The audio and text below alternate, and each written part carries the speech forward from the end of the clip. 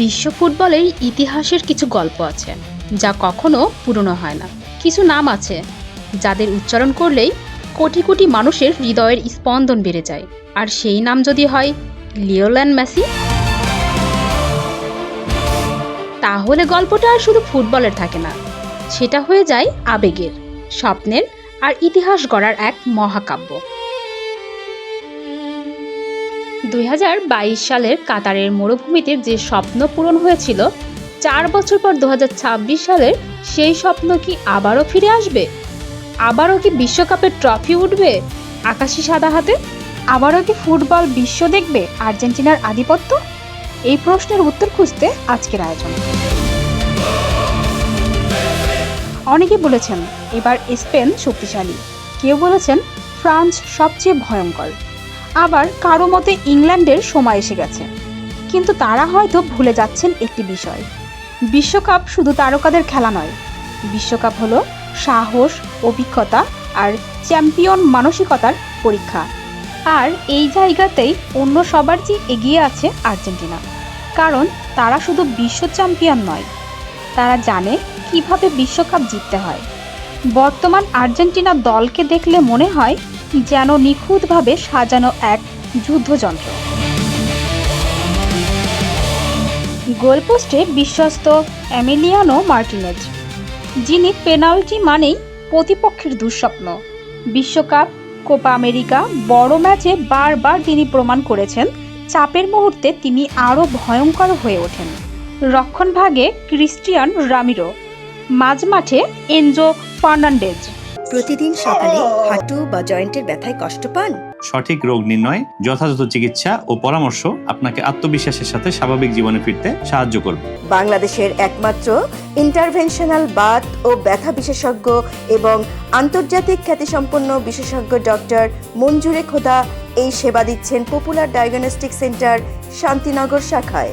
Alexi Mac, অ্যারিস্টার এবং রন্দিগো ডিপল, এই তিনজনকে অনেকেই এখন বিশ্বের সেরা মিডফিল্ড ক্রীড়াগুলোর একটি বলে করেন।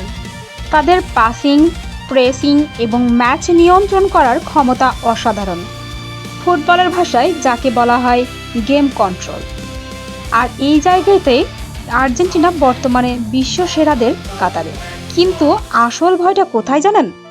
সেটা আক্রমণ ভাগে, কারণ সেখানে আছেন জুলিয়ান আলভারেজ, যিনি কখনো থামেন না, পুরো ম্যাচ জুড়ে দৌড়ান, লড়েন, গোল করেন। আছে লাউতারা মার্টিনেজ, বর্তমান সময়ের অন্যতম ভয়ঙ্কর স্ট্রাইকার, একটি সুযোগ পেলেই ম্যাচের মোড় ঘুরিয়ে দিতে পারেন। আর তাদের পেছনে একজন মানুষ যার নাম শুনলে এখনও স্টেডিয়ামের গ্যালারি কেঁপে ওঠে, লিওনেল মেসি। অনেকেই বলেছেন মেসির বয়স হয়ে গেছে, কিন্তু ইতিহাস বলে মেসিকে অবসরের ঘোষণা করার ভুল অনেকেই করেছেন। আর প্রতিবারই তিনি উত্তর দিয়েছেন মাঠে, গোল দিয়ে, অ্যাসিস্ট করে আর অসম্ভবকে সম্ভব করে। আজকে মেসি হয়তো 22 বছরের তরুণ নন, কিন্তু তিনি এখন আরও ভয়ঙ্কর, কারণ তার কাছে আছে 2 দশকের অভিজ্ঞতা। তিনি জানেন কখন দৌড়াতে হবে, কখন থামতে হবে, কখন একটি পাস পুরো ম্যাচ বদলে দিতে পারে। একজন খেলোয়াড় হিসেবে নয়, এখন তিনি মাঠের একজন জেনারেল, যিনি পুরো যুদ্ধ পরিচালনা করেন।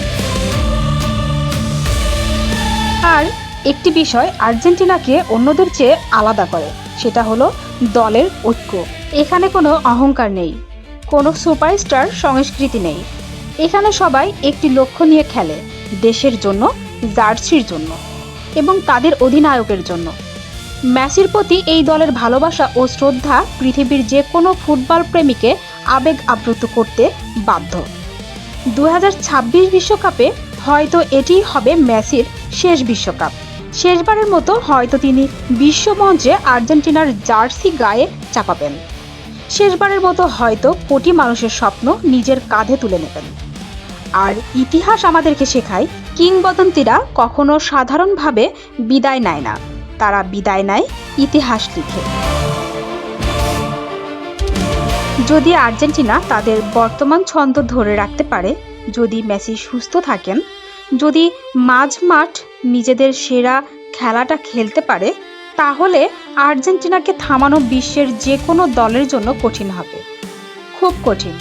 কারণ এই দলের প্রতিভা আছে, অভিজ্ঞতা আছে, মানসিক শক্তি আছে এবং সবচেয়ে বড় কথা, তাদের কাছে আছে একজন লিওনেল মেসি। হয়তো 2026 সালে আমরা আরেকটি রূপকথা দেখতে যাচ্ছি। হয়তো আবারও বিশ্বকাপ ট্রফির পাশে দাঁড়িয়ে থাকবেন মেসি। হয়তো আবারও কাঁদবে আর্জেন্টিনা, তবে সেটা দুঃখের নয়, আনন্দে, গর্বে আর ইতিহাসের সাক্ষী হওয়ার আবেগে। কারণ ফুটবলের সবচেয়ে সুন্দর গল্পগুলো এখনো শেষ হয়নি, আর সেই গল্পের নাম আর্জেন্টিনা। সেই গল্পের নায়ক লিওনেল মেসি।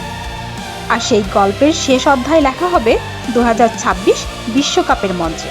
প্রশ্ন একটাই, বিশ্ব কি প্রস্তুত আরেকবার আকাশি সাদা ঝড় দেখার জন্য? ক্রিয়া ডেস্ক, ইনফিনিটি বাংলা।